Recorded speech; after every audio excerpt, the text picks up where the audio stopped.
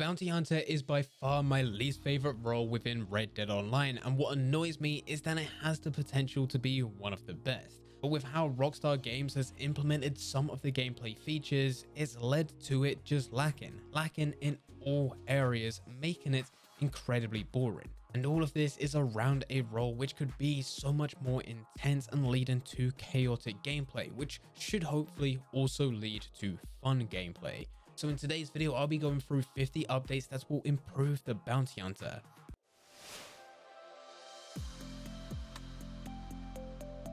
Before we do get into the video though, this video is brought to you by Ace Defender Dragon War. Ace Defender is a high quality SRPG combining turn-based battles with a tower defense. The game has 40 plus chapters, which is nearly 2,000 levels. To add to this, there's also 48 heroes with deep hero background stories, and there's also 2 new heroes added to the game every 2 weeks. So this game gets updated more than Red Dead Online. You can play PvE game modes where you explore dungeons, engage in trials, level up your heroes and collect rare items. Or you can play PvP where you fight against other players within your server or across servers in different arenas. When fighting though, it does all come down to your heroes, and my favorite is Brenda.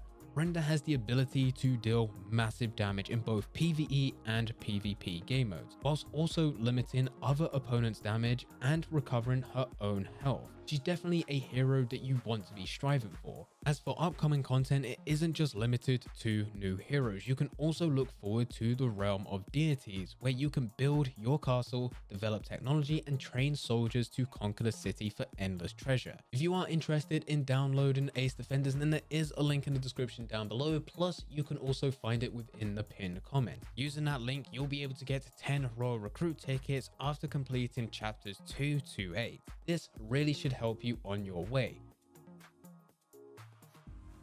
Getting back into the video, the Bounty Hunter has already had an enhancement which was released in December 2020, and let's just say with what Rockstar introduced, it didn't go down well with fans. Fans were not happy, in fact they were furious with that content. That was where we got a Red Dead Online standalone, we got a gold bar nerf with the daily challenges, and the update that did come with the Bounty Hunter, it only included 10 extra ranks and 3 new legendary bounties, which did not last long. So today we actually have 50 updates which would actually improve the Bounty Hunter role. And number 1, we need a change to the Bounty Hunter payout system. It shouldn't be connected to how long it takes you to complete a mission, it should give you a set reward. At number 2, new legendary bounties. The legendary bounties was included within that Bounty Hunter enhancement, but that wasn't the problem. It was just the fact that there was nothing else included. The legendary bounties themselves are fun to go through. And number 3, new outfits. New outfits will always be welcomed by fans because it's a new way for them to customize their character.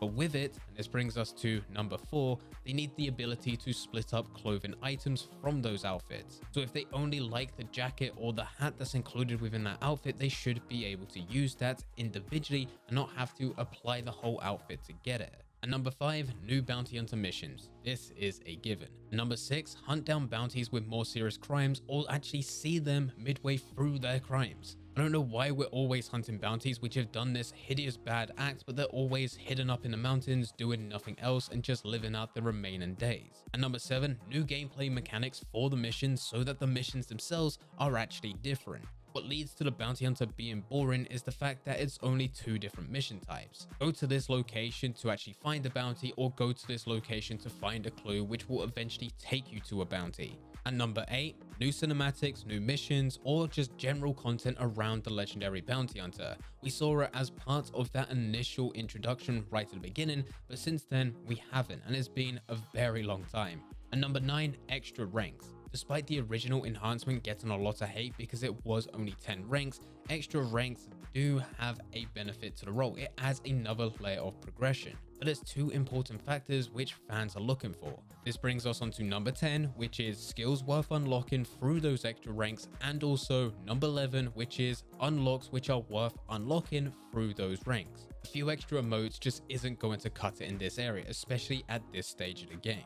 Number 12, new weapons. It's been quite some time since we've had any new weapons as part of any recent updates, but weapons do belong with the Bounty Hunter, so it makes sense. At 13, weapon variants. If you can't bring out new types of weapons, there's a whole lot of room for customization with the weapons that we already have within the game. This also crosses over to point 14, which is weapon upgrade components. The systems are already in place, but there's only a limited amount of components which you can apply to each weapon. This really can be expanded in many different areas, including at point 15, Bounty Hunter themed engravings for those weapons. The engravings that we have within the game have been within the game since the beginning. There hasn't been any new additions, so this is another area which can easily be expanded. These are all just new textures, it doesn't need a completely new 3D model, so this is very simple. At 16, we have different types of Bounty Hunter wagons. At the minute, we just have the one. At 17, the ability to be able to call your Bounty Hunter wagon and for it to travel to you.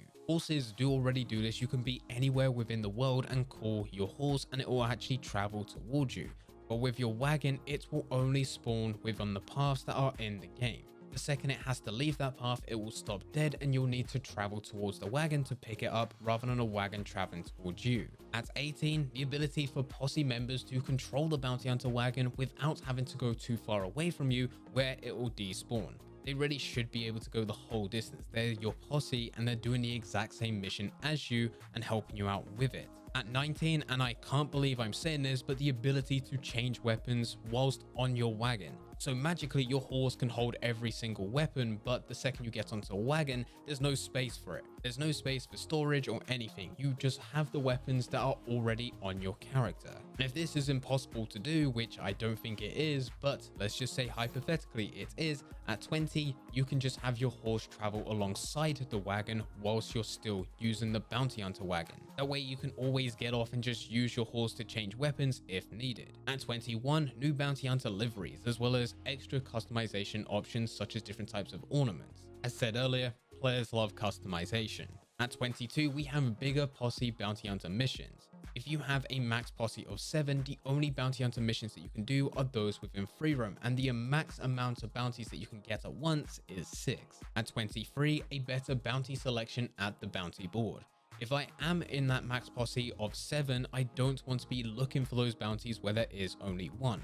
I should be able to look at the bounty board and see tier 1, tier 2, tier 3, but each of them having changeable bounties within that area to be a 1-person bounty, a 2-person bounty, a 4-person bounty, or a 6-person bounty. At 24, more dynamic events. Even after 3 years of Red Dead Online, the world still feels fairly empty, so I welcome any type of dynamic events, including new ones for the Bounty Hunter. At 25, uncapped player bounties. The amount of times a player bounty pops up and I'm going to be given around $20, it just is not worth my time, especially when I know he's got a much higher price tag.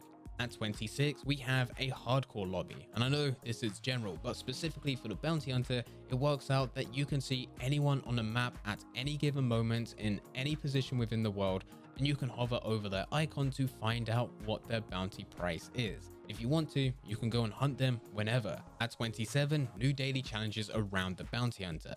At 28, new free roam events also around the Bounty Hunter. At 29, bounty missions, but they have the option to bring in to the sheriff or help the bounty. We do already have this within one of the main missions. Would be nice if we could do the exact same thing where we get that outlaw activity also include the Bounty Hunter with a choice. At 30, we have more awards. At 31, we have more repeatable awards that don't get capped. At 32, we have challenges that give exclusive items of clothing instead of any XP or gold. At 33, we have the exact same thing, but instead of giving items of clothing, gold, or XP, you get exclusive weapons. At 34, we have timed exclusive challenges that are only available for a week, month, or update cycle to give extra rewards, which does include gold, but also, yet again, could be clothing or weapons. At 35, we have Bounty Hunter theme customization options for your horse. At 36, we have a new Bounty Hunter horse, which is better than the current Breton that we have. At 37, extra theme customization around the Bounty Hunter that can be used at your camp. At 38, we have extra theme customization yet again, but this time it's around the Bounty Hunter for the Moonshine Shack. At 39, bring in character armor. This was included within a Land of Opportunity missions, and it would be best implemented within a role such as the Bounty Hunter compared to any other role within the game. At 40, we have the introduction of the War Wagon. The War Wagon has been included within those main missions of a Land of Opportunity. It has also been included within Legendary Bounties, and it just makes sense for it to be part of the Bounty Hunter role as an unlock. At 41, we have Legendary Bounties to give more than just money, gold, and XP. Linking back to what we said earlier of 32 and 33, where we look for more exclusive items of clothing or even weapons. This can all be implemented with Legendary Bounties as well. At 42, the ability to change the difficulty manually for Legendary Bounties rather than it being locked behind a progression system. I've already got a lot of Legendary Bounties which are at their max 5 stars, and sometimes I just want to casually play and go through it on a 1 star. Why does it still have to be stuck at that 5-star difficulty? At 43, we have ammo satchel upgrades. These have already been introduced into the game, with them being role unlocks, plus also you can get them from going through outlaw passes or quick draw clubs. But it's crazy to me that there is no option just to go and buy these. Why is that not a thing yet? At 44, we have a Bounty Hunter communal space hangout where the highest achieving bounty hunters, the legendary status, can only hang out. And in this place, you get better, high quality bounty hunter missions with better rewards and extra side activities. At 45, we have gun spinning challenges as side activities between posses or NPCs. This would just be a small little mini game, but yet again, just makes the world feel even more in depth. At 46, we have the introduction of a gun range to try out weapons which you haven't bought yet. This could actually be an introduction to the Bounty Hunter, or it could just be a general update to some of the gunsmiths that we have around the world, the way you're able to try out weapons before actually buying.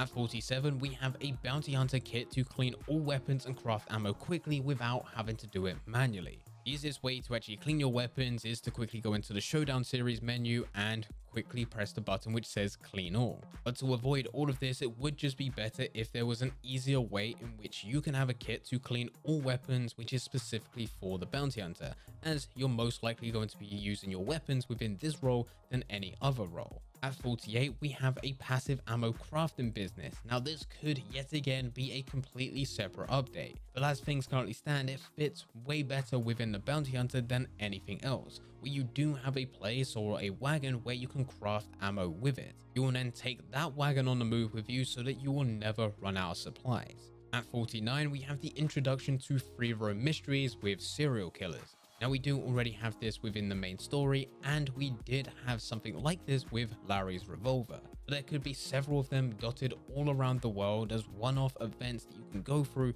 yet again making the world feel even more in depth. And then finally at 50, we have much better ambush systems for when you are going through these bounty missions. So many of them require you to go to this location, and it just so happens that they're on the move.